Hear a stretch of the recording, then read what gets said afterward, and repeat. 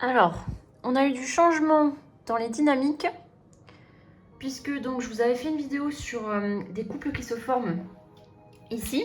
Et donc là, donc dans cette partie gauche de l'aqua, il y avait donc une femelle avec un mâle qui a 4 points sur la queue. Et en fait, ici, vous voyez lui, il a des cicatrices parce que il s'est très certainement en fait battu. Je les ai pas vus faire, hein, mais je pense qu'il s'est battu avec donc le mâle qui était là et il a pris sa place. Maintenant, il est tout le temps à gauche. Donc, écoutez, il a pris sa place. Alors, je sais pas s'il a pris sa femelle aussi, parce que les femelles, j'arrive pas à les reconnaître. Hein, elles sont vraiment quasiment identiques. Mais je crois que la femelle, c'était celle-là, donc elle est plus au même endroit. Et voilà, il est derrière le mâle à 4 points. Donc maintenant, il reste à l'arrière de l'aqua, donc plutôt dans la zone des plantes à l'arrière. Justement, c'était là où était le mâle qui a des cicatrices, ici. Et donc, bah, écoutez, il a pris sa place. Donc, je sais pas où ça en est au niveau des femelles. Je sais pas si lui, il a formé un couple. Mais il y a eu des rixes.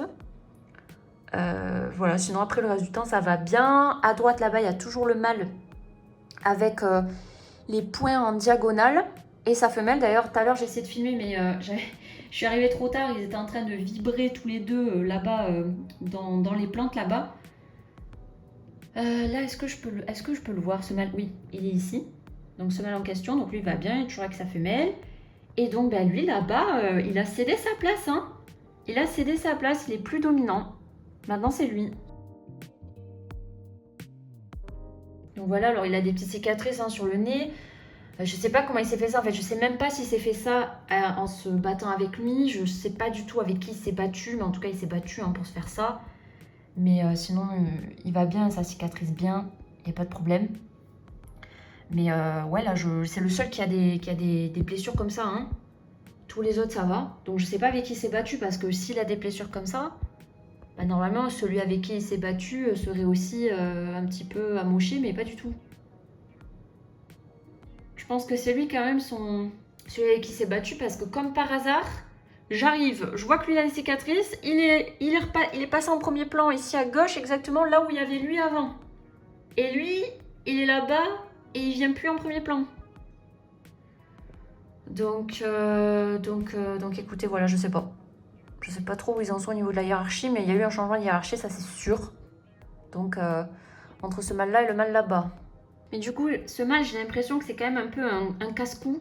Il a l'air de vouloir se battre avec les autres parce que avant, il était dans l'aquelle de 100 litres, dans lequel actuellement il y a un mâle qui n'a pas de points sur la queue, un grand mâle, et je les avais surpris en train de se battre. Du coup, je les ai séparés et j'ai ramené lui ici. Mais du coup, je me dis peut-être que c'est lui qui cherche la bagarre avec les autres palmatos, alors que les autres palmatos, vous voyez, ils ont aucun impact et ils ne se battent pas. Hein. Donc lui, j'ai l'impression qu'il a un très fort caractère et que il n'a pas peur d'aller à la castagne, parce qu'au final, c'est lui qui s'est fait le plus blessé et c'est lui qui a le plus fort caractère. Donc, vous voyez, moi, je trouve ça étonnant. Enfin, je me dis, si c'est le grand dominant qui essaie d'attaquer les autres, ben dans ce cas-là, il infligerait des blessures aux autres. Mais sauf que là, c'est lui qui se fait blesser. Donc je sais pas trop ce qu'il fait. Cette femelle peut-être intéressée, hein. Peut-être intéressée par lui. Je sais pas trop quel est son plan là. Mais je vais l'observer un moment. S'il est trop agressif, il faudra que je l'enlève. Hein. Donc là, comme je vous disais, il y a le couple. Donc la femelle derrière là qui est très jaune. Vous voyez là, elle tend ses branchies pour dire à l'autre femelle de se barrer. Elle est bien jaune aussi, donc je pense qu'elle est intéressée par ce mâle. Ce mâle, il se fait draguer par deux femelles. Et donc les deux femelles se chamaillent pour savoir qui a droit d'avoir ce mâle du coup. Lui, il attend tranquillement qu'elles aient fini leur dispute.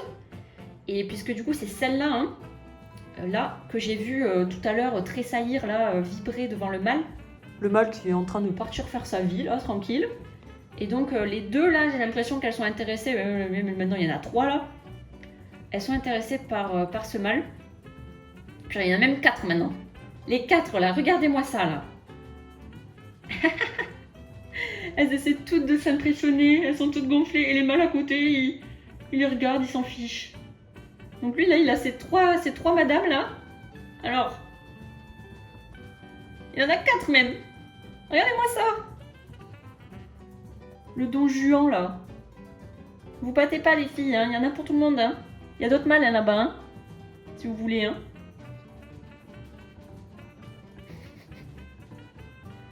Ah, je vous jure. Et lui il s'en fout. Hein.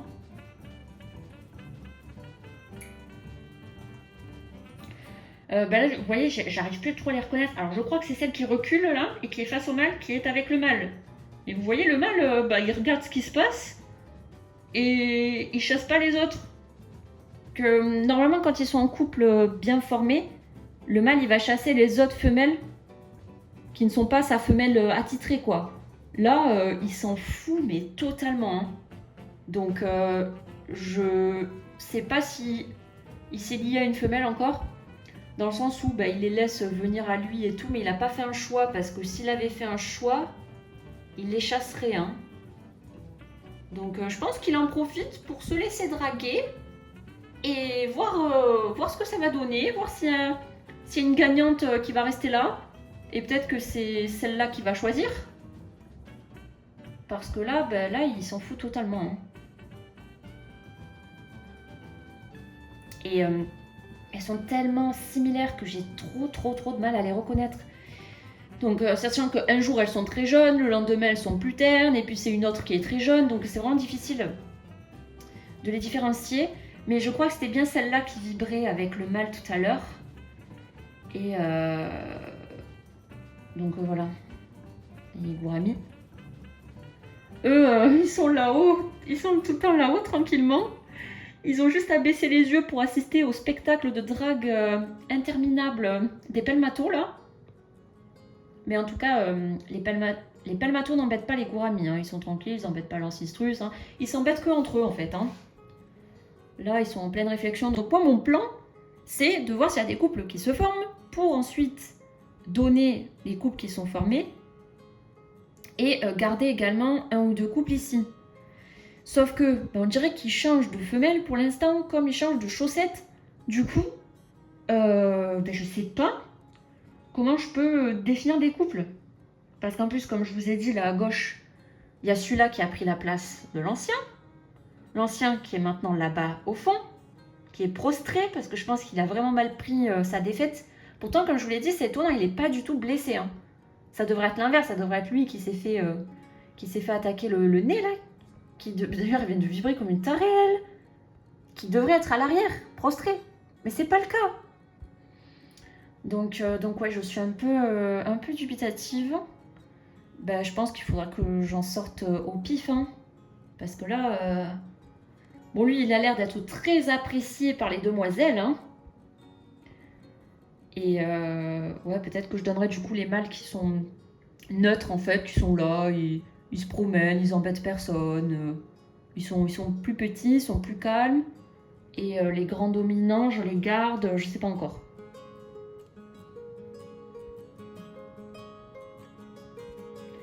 Parce que là, en fait, ils ont le paradoxe du choix, finalement, où ils ont trop de choix, donc ils savent pas qui choisir pour se mettre en couple. Parce que du coup, donc là, il y a l'aqua qui est éteint, hein, mais dans les autres aquariums où il y a à chaque fois un couple de pelmatos, les couples s'entendent très bien. Et du coup, j'ai même eu des pontes. Hein. Donc, tout va bien parce qu'ils n'ont pas le choix en fait. Donc, ils restent ensemble, vous voyez. Là, pour l'instant, ils ont trop de choix. Et puis, il faut leur laisser le temps aussi. Hein. Parce que du coup, les pelmatos qui sont ici, à la base, c'était comme là. Hein. Il y avait un mâle pour 4 femelles et le mâle a choisi une femelle et il ne voulait plus du tout les autres. Et c'est ça, moi, que je vise. Hein. C'est que il y a un couple qui se forme et ensuite, le mâle et la femelle, ils ne veulent plus du tout les autres. Ça veut dire qu'ils vont très certainement rester soudés à vie, en fait. Hein, ils vont rester ensemble à vie. Donc, c'est ce que j'essaie d'obtenir ici. Donc, pour l'instant, ça drague très fort. Ça se challenge, ça change. Qu'est-ce qu'il a ? Il est pas en train de partir avec une feuille, lui. Il change les dynamiques de pouvoir entre eux. Voilà, elle, regardez là. Elle vient en direct de nous vibrer devant lui. Alors lui, il était occupé en train de mâchonner sa branche pleine d'algues. Du coup, il t'a pas vu.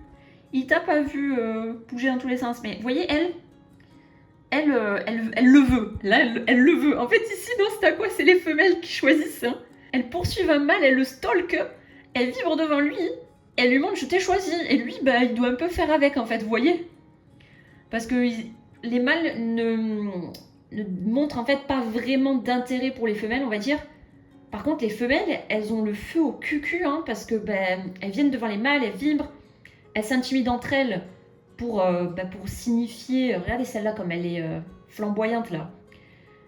Elle s'intimide entre elles en fait pour se signifier non, il est à moi, casse-toi, il est à moi. Et lui, il attend. Il attend, il se laisse faire, il regarde. Et lui à gauche, du coup, c'est pareil. Et elle, bon, là, regardez, là on dirait qu'il y a un couple. Donc à suivre. Et je saurais pas vous dire du coup si c'est la femelle du mâle qu'il y avait ici qui était dominant. Est-ce que du coup elle a remplacé le mâle parce que l'autre, Bichette, il a perdu le combat donc maintenant elle en veut plus. Ou est-ce que c'est une autre femelle? Là je saurais pas vous dire. Je saurais vraiment pas vous dire. Hein. Mais en tout cas du coup le mâle perdant qui a les 4 points sur la queue, il n'a pas de femelle qui va vers lui. Hein.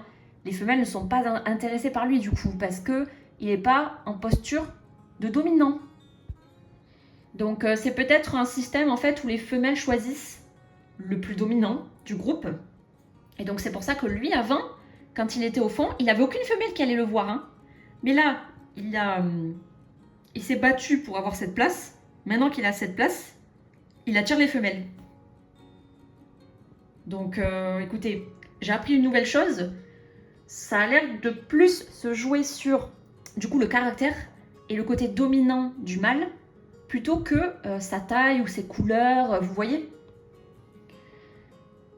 Parce que du coup, lui, maintenant, il a des cicatrices. Alors, est-ce que les cicatrices, ça l'attire? J'en sais rien. Parce que au niveau couleur, il est un peu plus terne que les autres mâles. Donc, c'est pas les couleurs qui l'attirent. Et le mâle là-bas, il est vraiment très beau. Qui s'est fait battre, du coup. Ouais, il est très beau. Mais du coup, elles s'en foutent maintenant de lui. Donc écoutez, ma foi, c'est fort intéressant. Je vais continuer de les observer et puis je vais bientôt devoir me séparer de certains mâles, histoire de réduire un petit peu l'agressivité dans cet aqua. Je pense que celui-là, je vais bien le garder. Il est calme, il est beau, il est grand. Les femelles l'adorent. Et je pense aussi garder le mâle qui a des cicatrices. Parce que, écoutez, pour sa bravoure, hein, puisqu'il était soumis. Et il s'est battu pour ne plus être soumis, hein, et maintenant il domine. Alors peut-être que je vais le garder. En plus, il a l'air d'avoir une femelle ici. Donc c'est encore à voir. Et puis j'aimais beaucoup le mâle à 4 points qui est là-bas, mais vu qu'il est en position de soumission, je ne sais pas trop. Il faut que j'observe parce que je pense que ça peut totalement se renverser. Peut-être que demain, lui va revenir en premier plan et lui va retourner à l'arrière. La femelle va l'abandonner. Voilà, je pense que ça peut totalement être amené à changer. Mais lui, ça fait un moment qu'il est à droite là. Les femelles se battent pour lui. Lui, c'est le mâle en vogue de l'aqua. Hein. Lui, c'est celui que toutes les femelles le veulent. Et en plus, il est calme. Hein. Il est calme. Il chasse rarement les autres pelmatos. Il les chasse que quand ils viennent le coller. Il s'est jamais battu. Il est beau. Il coche toutes les cases. Donc voilà. Bon là, finalement, la vidéo aura duré super longtemps. Donc je voulais juste en fait vous faire un point pour vous expliquer un peu les dynamiques comportementales de notre groupe de pelmatos avant que je me sépare du coup du surplus de mâles. Et voilà. Alors là, il est là-bas derrière. Non, mais ça va, hein. Il y a le mâle du coup. Le mâle ici qui s'est sûrement battu avec celui. En tout cas, ils ont échangé de place hein, en termes de hiérarchie. Mais il va pas l'embêter. Hein.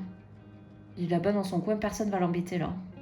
Là, il y a un petit bébé là qui a 7 mois. 6 mois, 7 mois.